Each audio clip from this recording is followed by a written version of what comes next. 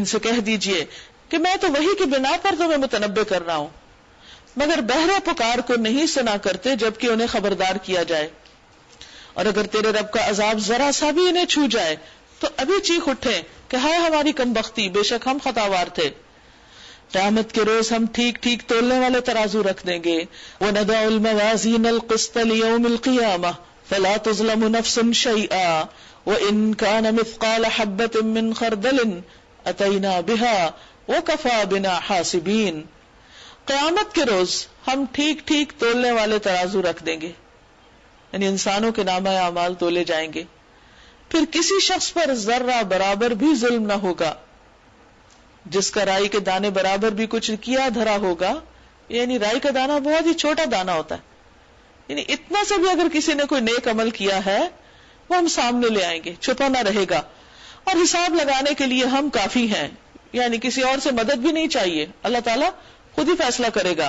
وَلَقَدْ آتَيْنَا مُوسَىٰ وَهَارُونَ الْفُرْقَانَ وَضِيَاءً وَذِكْرًا لِّلْمُتَّقِينَ، پہلے ہم موسیٰ علیہ السلام اور ہارون علیہ السلام کو فرقان اور روشنی اور ذکر عطا کر چکے ہیں ان متقی لوگوں کی بھلائی کے لیے جو بے دیکھے اپنے رب سے ڈریں اور جن کو حساب کی اس گھڑی کا کھٹکا لگا ہو۔ اور اب یہ بابرکت ذکر ہم نے تمہارے لیے نازل کیا ہے، وَهَذَا ذِكْرٌ مُبَارَكٌ أَنزَلْنَاهُ أَفَأَنتُمْ لَهُ مُنكِرُونَ، پھر کیا تم اس کو قبول کرنے سے انکار کرتے ہو؟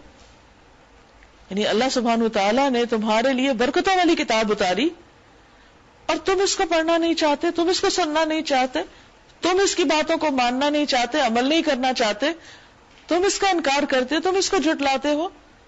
نقصان کس کا ہوگا؟ اسی کا جو اتنے فائدے والی چیز کو اپنے سے دور کر دے۔ پھر ابراہیم علیہ السلام کی مثال دی گئی، وَلَقَدْ آتَيْنَا إِبْرَاهِيمَ رُشْدَهُ مِن قَبْلُ وَكُنَّا بِهِ عَالِمِينَ، اس سے بھی پہلے ہم نے ابراہیم علیہ السلام کو اس کی ہوش مندی بخشی تھی، رشد عطا کی تھی، اور ہم اس کو خوب جانتے تھے۔ یاد کرو وہ موقع جبکہ اس نے اپنے باپ اور اپنی قوم سے کہا تھا، یہ مورتیں کیسی ہیں جن کے تم لوگ گرویدہ ہو رہے ہو، یعنی چند بت ہیں خوبصورت سجا کے رکھے ہوئے ہیں اور ان پہ تم ریجھ رہے ہو۔ انہوں نے جواب دیا، ہم نے اپنے باپ دادا کو ان کی عبادت کرتے پائے نہیں، اور کوئی دلیل نہیں تھی سوائے اس کے کہ آباء و اجداد کا طریقہ ہے۔ اس نے کہا تم بھی گمراہ اور تمہارے باپ دادا بھی سری گمراہی میں پڑے ہوئے تھے۔ انہوں نے کہا کیا تو ہمارے سامنے اپنے اصلی خیالات پیش کر رہا ہے یا مذاق کر رہا ہے؟ یہ کیسی باتیں ہو رہی؟ کیونکہ ایسی بات تو انہوں نے کبھی کسی سے سنی نہ تھی، تو ان کے لیے تو بڑی شاکنگ نیوز تھی کہ ایک شخص اٹھ کے ان کے صدیوں کے طریقوں کو جو اسٹیبلش ہو چکے تھے ان کے کلچر میں، ان کو چیلنج کر رہا ہے۔ یہ تو بڑی حیرت کی بات ہے۔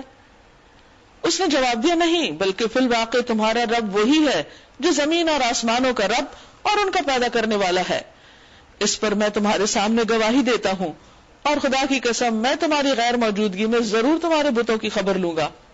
یعنی اگر تم میری دلیل سے بات نہیں سمجھتے تو میں تمہیں پھر عملی طریقے سے بتاؤں گا کہ بت کچھ بھی نہیں کر سکتے، وہ تو اپنا بھی دفاع نہیں کر سکتے۔